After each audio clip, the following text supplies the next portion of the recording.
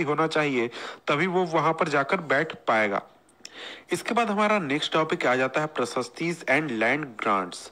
देखिए प्रशस्ति क्या होते थे। प्रशस्ति एक तरीके के इंस्क्रिप्शन होते थे जिनको या तो कॉपर प्लेट पर या फिर पत्थरों पर लिखा जाता था, और ये एक तरीके से राजा द्वारा जारी किए जाते थे। और ये जो प्रशस्ति होते थे ये एक तरीके से राजा को बढ़ा चढ़ाकर दिखाते थे, राजा का गुणगान करते थे।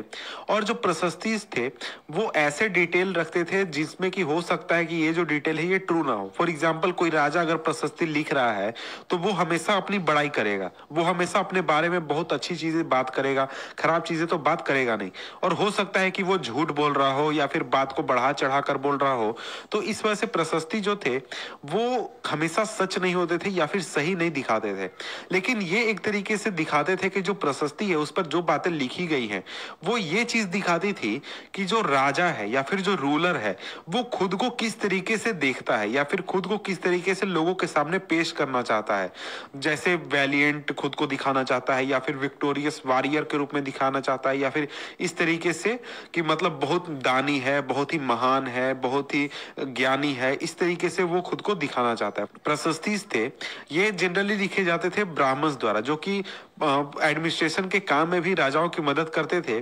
और फॉर एग्जांपल जो प्रशस्ति थे वो जनरली जारी किए जाते थे अगर किसी को जमीन दिया जा रहा है या फिर राजा ने कहीं युद्ध जीत लिया है तो उसके बारे में बात करने में।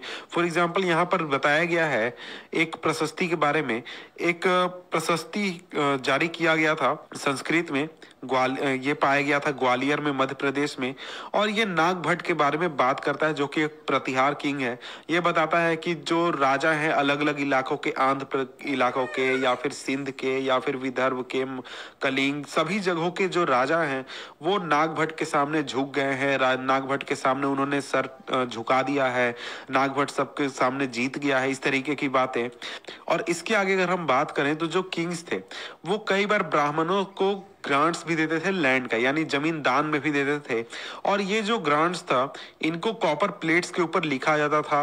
और ये जो कॉपर प्लेट थे ये उन लोगों को दिए जाते थे एज ए डॉक्यूमेंट जिनको जमीन मिलता था। फॉर एग्जाम्पल अगर आप यहाँ पर अगर आप नीचे देखें तो यहाँ पर ये एक एग्जाम्पल है कि किस तरीके का ये एक लैंड ग्रांट हुआ करता था।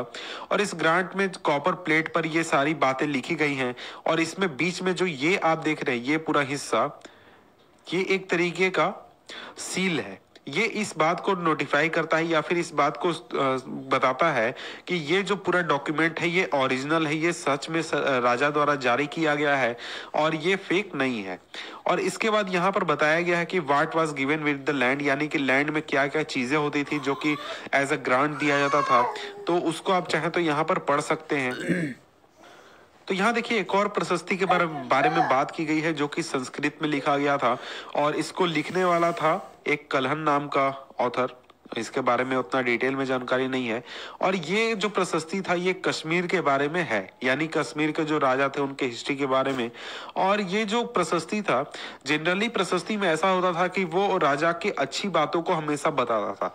लेकिन अगर आप इस प्रशस्ति को देखें तो यहाँ पर राजा के कई बार बुरी बातों को भी बताया गया है कि राजा जो है वो उसने कहाँ गलती की, कहाँ उसने अच्छा काम किया, कहाँ वो उसको क्या नहीं करना चाहिए था, क्या उसने गलत किया।